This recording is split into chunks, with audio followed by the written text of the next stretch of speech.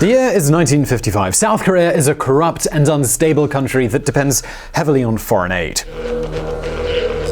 Devastated by the war, South Korea was at the time the third poorest country in all of Asia. Its per capita income equaled that of African countries such as Ghana, and it was enduring the highest inflation and lowest growth rate in the entire region.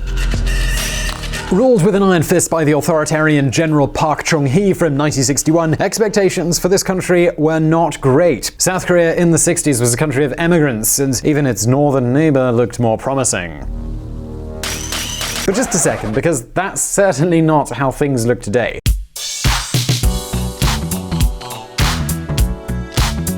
Nowadays, South Korea is the country of K-pop, K-beauty, K-fashion, and K-dramas.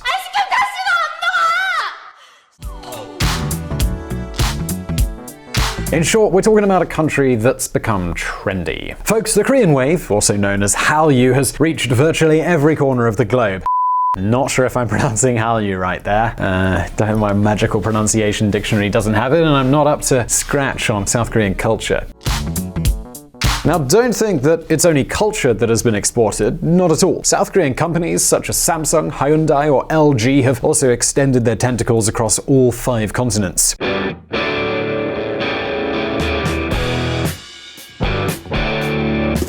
Please step aside. Thank you.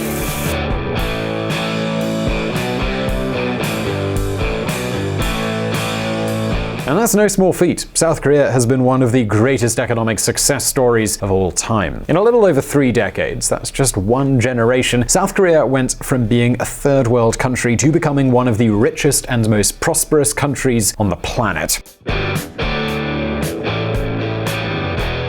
So the question is, how did South Korea manage this development? How did it manage to become such a rich country? Well, actually, no, that's not the question we're going to be answering today because, well, we've already answered that question in another video, which I'm going to link to in the description. In a nutshell, it was thanks to the unique South Korean development model, which is characterized by large industrial groups, the Kiebols, along with a very demanding educational system, an open approach to the world, a large accumulation of capital, and active technological absorption policies, and this all led to the so-called South Korean economic miracle.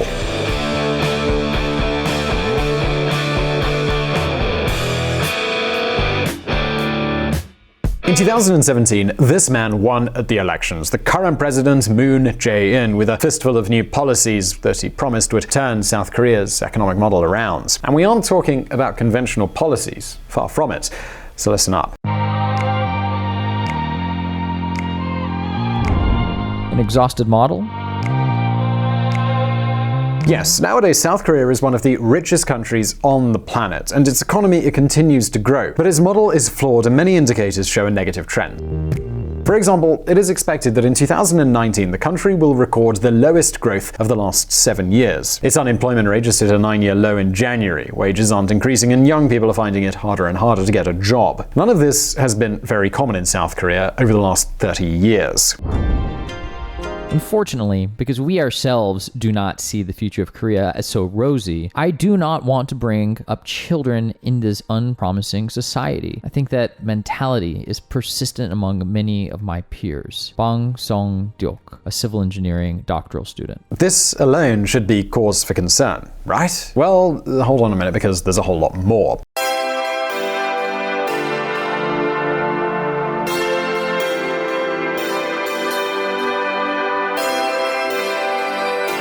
Households, South Korean families, accumulate debt equivalent to almost 100% of the gross domestic product, which makes them the most leveraged households in any country in the world. Because yes, South Koreans do save a lot, but they also invest a lot, especially in housing. And on top of that, most jobs are so unproductive that the workday extends well into the evening. And I'm not talking about a couple of hours overtime here. Check this out.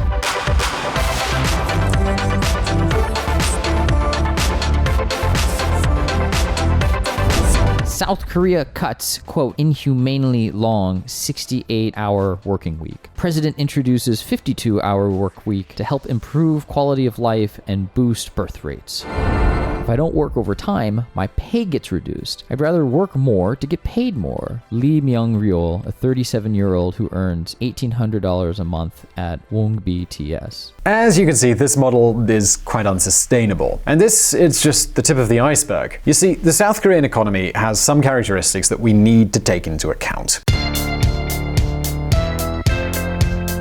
On the one hand, South Korea's economy is divided, so to speak, into two main parts. There's the huge keyballs, which are extremely important. The 10 largest groups alone generate more than 40% of its GDP, actually 44.2% in 2018. These groups receive favors and privileges from the government, they control financial institutions, and they have behaviors that seek to limit competition within the country. Then there's the SMEs, that's the small and medium-sized enterprises. More than 3.5 million people have companies that have no privileges and are subject to the enormous power keyballs. This is a situation that has very significant consequences. For example, the average SME salary, which is what most South Koreans earn, is approximately half that of the large company salaries, and while the gap, it just keeps on growing. Why? Well, because, among other things, the big keyballs behave in a monopolistic way, and there are many suspicions of collusion between these groups and various politicians. It goes something like this. The directors of one large group agree with the directors of another group and get some politicians involved in order to limit the competition and share the market between them. Faced with this situation, you can already imagine that the power of their SMEs is enormous. If they don't accept the keyball's conditions, they simply have to shut down. And this isn't just a matter of salary differences. In recent years, the number of SMEs that have declared bankruptcy has grown exponentially. As if that weren't enough, the technological development of countries like China is also increasing competition and putting pressure on the South Korean economy, which is extremely dependent on exports.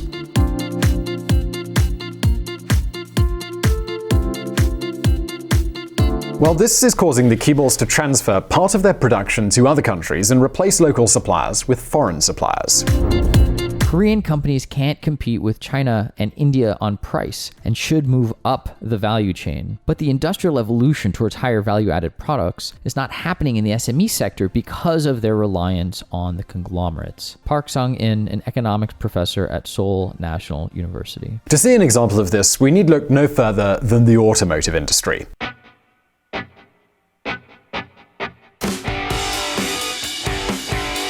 South Korea is one of the largest car manufacturers in the world, but in spite of the surge that the sector has experienced in recent years, South Korean production has been falling for the last 3 consecutive years. Why? Because Hyundai, which controls 70% of the national market, is moving its production and suppliers to countries like Mexico and India.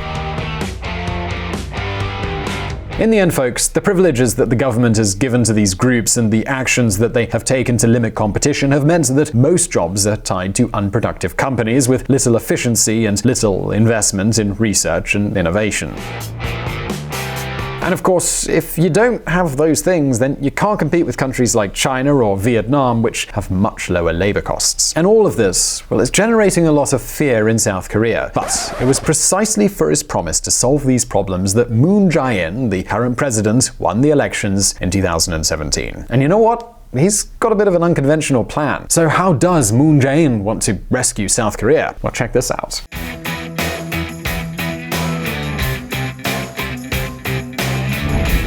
President Moon Jae-in's plan.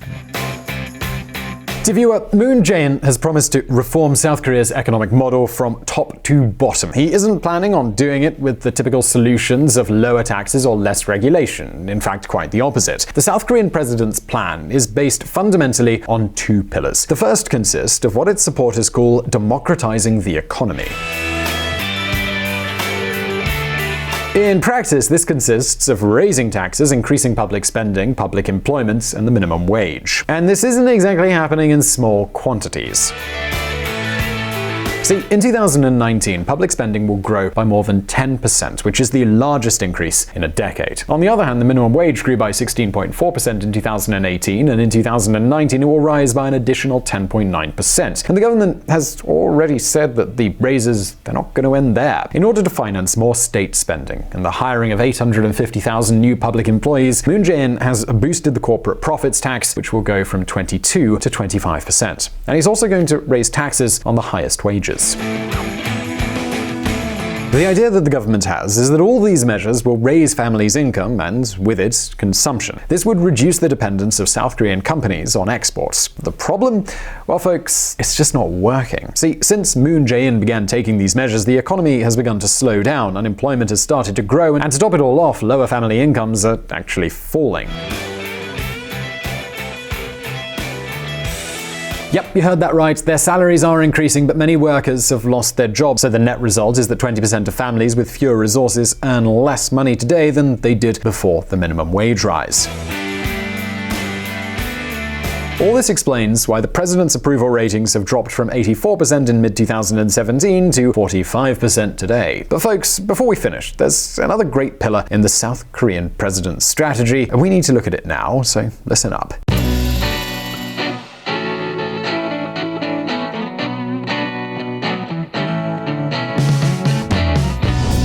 Looking north.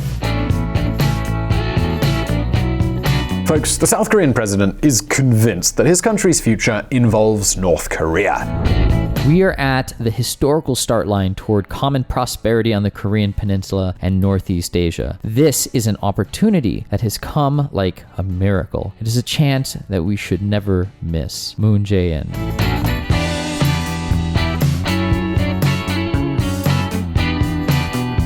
Do you see this map? In it, you can see Moon Jae-in's plans for North Korea. He wants to promote 3 large economic belts to connect South Korea's industrial core with North Korea, with China, and with Russia through new rail lines, roads, gas pipelines, electrical networks, etc.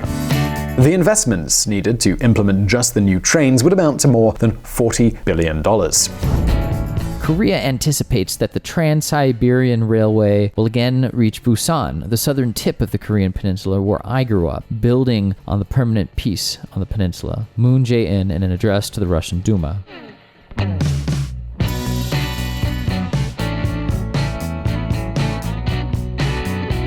Folks, with all of these projects, the president wants to improve the South Korean economy's commercial capabilities while giving his companies access to North Korea's resources and labor. See, it's estimated that a North Korean worker's monthly salary is around $60, which is much less than what Chinese or Vietnamese workers charge.